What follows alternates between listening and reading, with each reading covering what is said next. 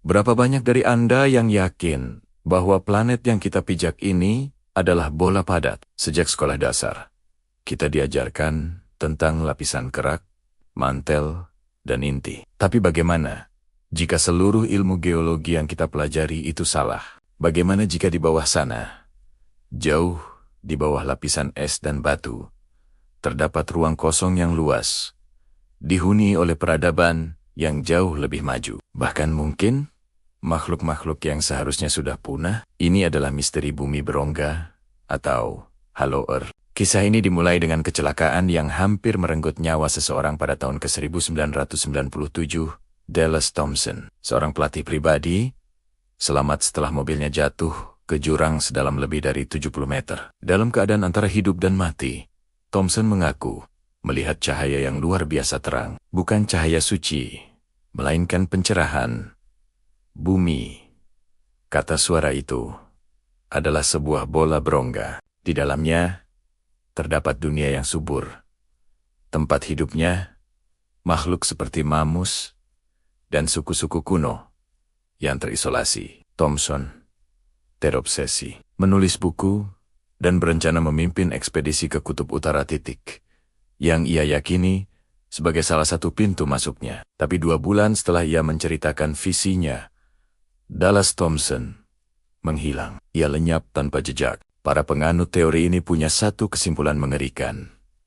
Thompson telah menemukan dunia bawah itu dan memilih untuk tidak pernah kembali. Teori ini, anehnya, tidak dimulai oleh kaum pinggiran. Salah satu pendukung awalnya adalah Sir Edmund Halley, astronom Inggris yang terkenal karena kometnya. Pada abad ke-17, Halley menyatakan bahwa anomali medan magnet bumi hanya bisa dijelaskan jika planet ini terdiri dari 2 lapisan kerak konsentris mengelilingi inti logam. Di antara lapisan-lapisan ini, kata Halley, ada ruang kosong yang masif. Kemudian, ahli matematika Swiss, Leonhard Euler, melangkah lebih jauh. Ia berpendapat bahwa secara matematis, bumi harus memiliki kekosongan. Euler bahkan percaya bahwa di tengah kekosongan itu terdapat objek bercahaya sebuah matahari internal yang memberikan cahaya dan kehangatan bagi peradaban di dalamnya. Keyakinan ini memicu kegilaan ekspedisi. John Cliff Sims Jr.,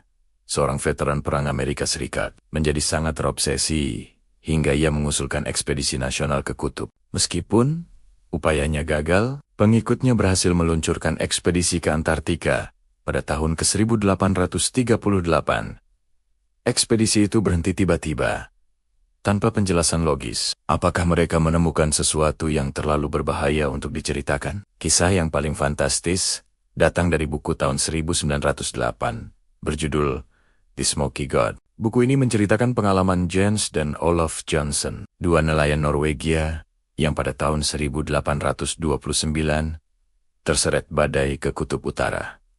Bukannya bertemu gunung es, mereka menemukan lautan terbuka, iklim tropis, dan vegetasi yang subur. Mereka mengaku melihat matahari internal yang lebih kecil, yang digambarkan seperti dewa yang berasap, the Smoky God. Yang lebih mencengangkan, mereka bertemu ras manusia raksasa. Tingginya mencapai 3 meter, hidup damai di tengah kemakmuran layaknya Taman Firdaus. Peradaban ini dipenuhi dengan emas, telah menemukan rahasia umur panjang. Saat mereka kembali, melarikan diri melalui lubang di Kutub Selatan, sang ayah meninggal. Olaf, setelah menceritakan kisah yang luar biasa ini, dianggap gila dan dimasukkan ke rumah sakit jiwa. Hanya kebetulan semata, atau ada upaya untuk membungkam kebenaran? Namun, bukti paling kuat atau paling misterius berasal dari tokoh militer paling dihormati, Laksamana Richard Byrd,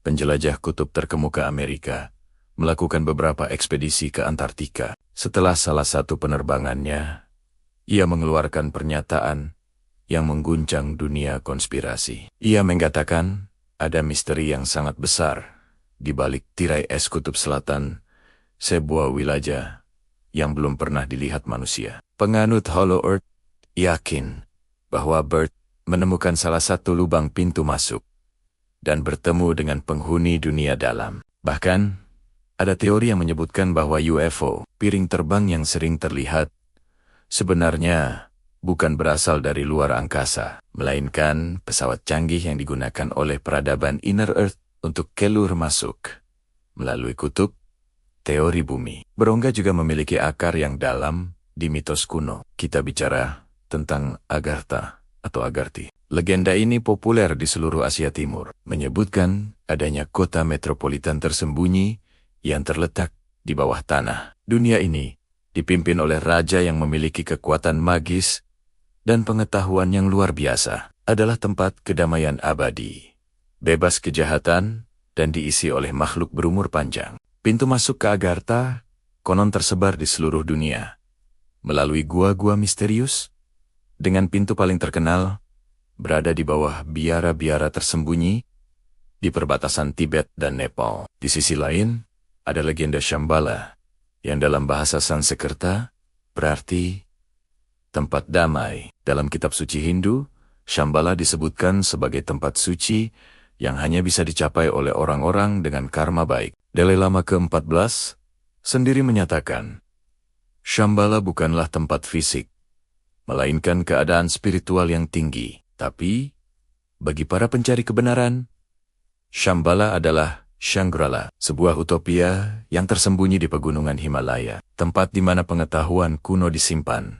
menunggu saat yang tepat untuk dibagikan kepada dunia luar. Hingga detik ini, semua bukti yang mendukung teori bumi berongga bersifat anekdot. Berdasarkan kesaksian yang diragukan atau buku fiksi, ilmu pengetahuan modern menyatakan bahwa kepadatan bumi tidak mengizinkan adanya rongga masif. Namun, ketika kita melihat kisah-kisah misterius ini, dari menghilangnya Dallas Thompson, kesaksian gila Olaf Jansen, hingga bisikan Laksamana Bird, kita harus bertanya, apakah mungkin di tengah miliaran ton batu dan magma yang kita sebut inti, terdapat rahasia yang terlalu besar, terlalu mengerikan, atau terlalu indah untuk diungkapkan kepada dunia di atas?